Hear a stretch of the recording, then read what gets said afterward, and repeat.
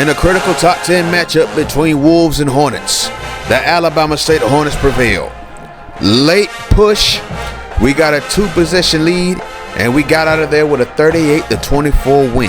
That was a huge win considering we're ranked number 2 in the country, and we got to keep winning if we're looking to win our 4th national championship in a row.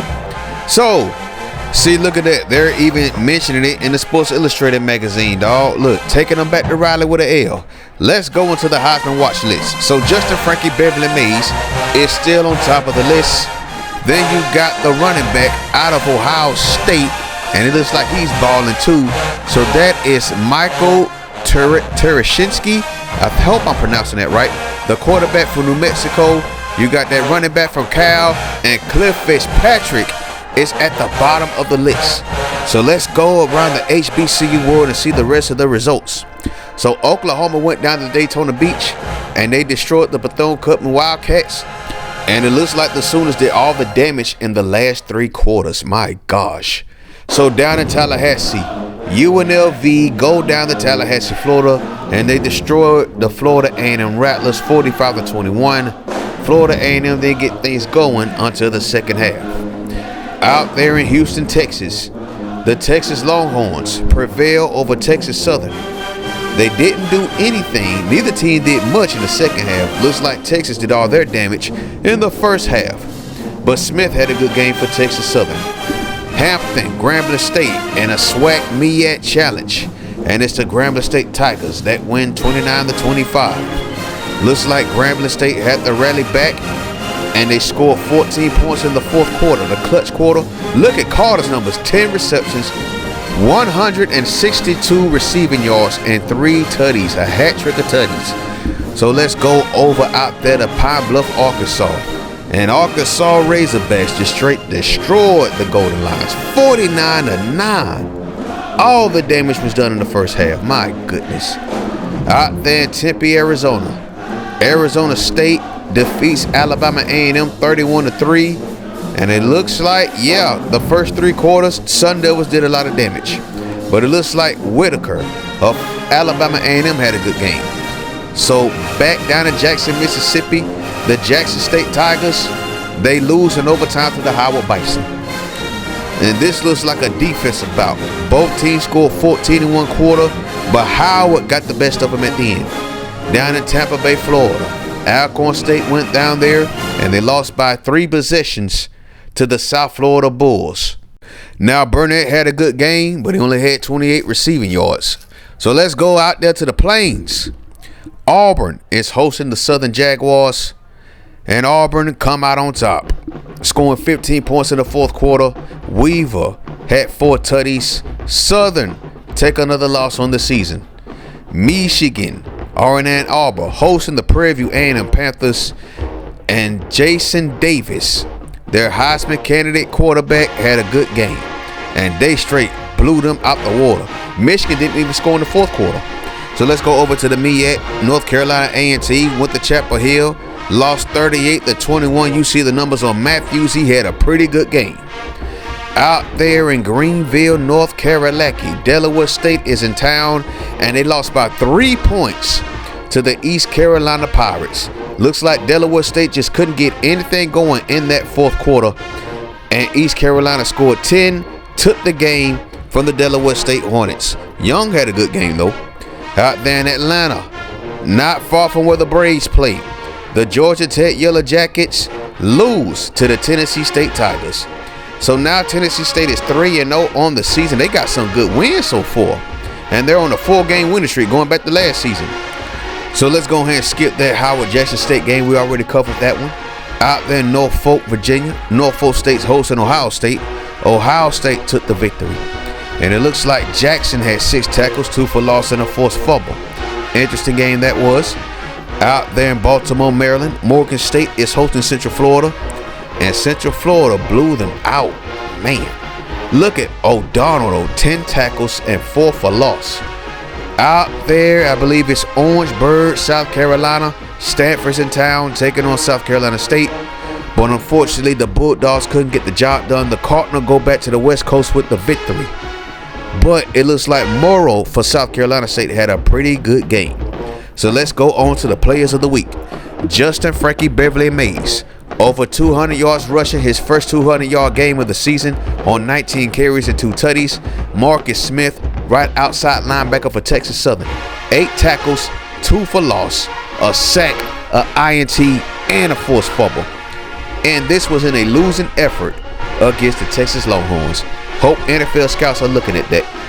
The Morgan State Bears sweep offensive and defensive MEAC players of the week. In a losing effort versus Central Florida, you got Andrew Brooks, who had a great game, 8 receptions, 113 yards and 2 tutties, along with 22 carries for 93 yards. Very Roger Craig S.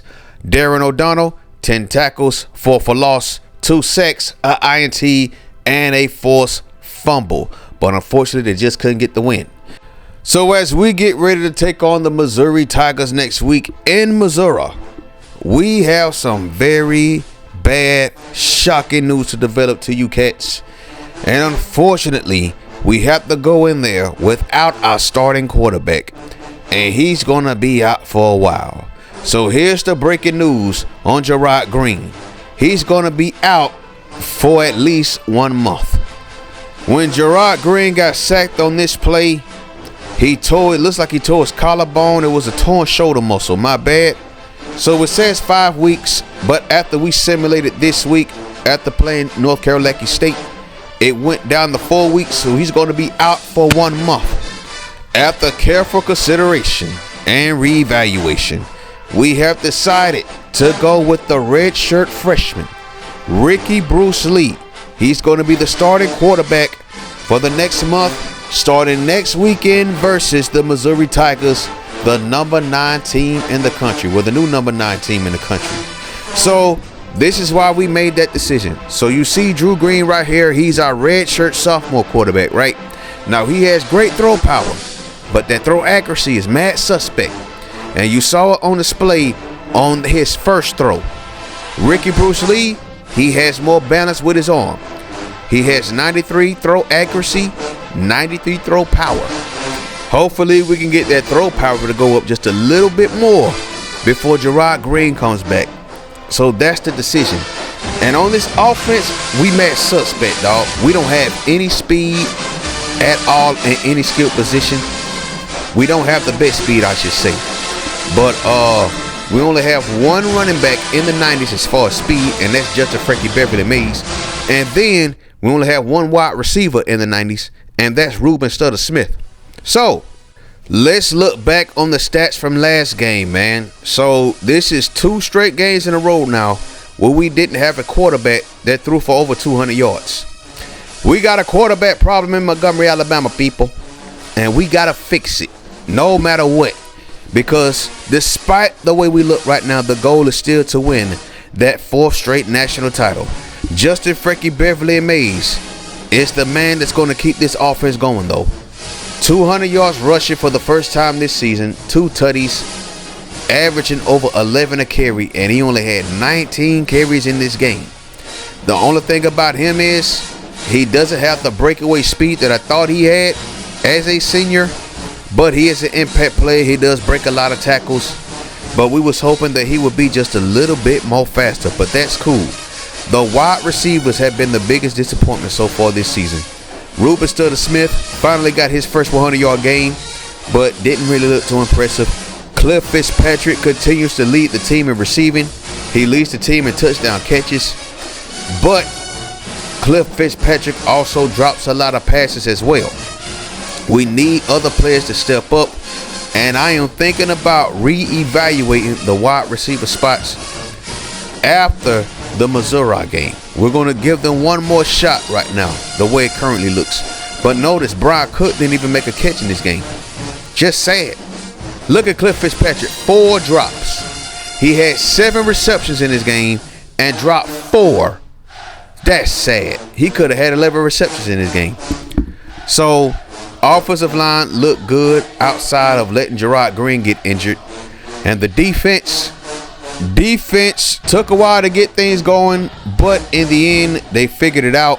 We have a clutch defense. What can I say?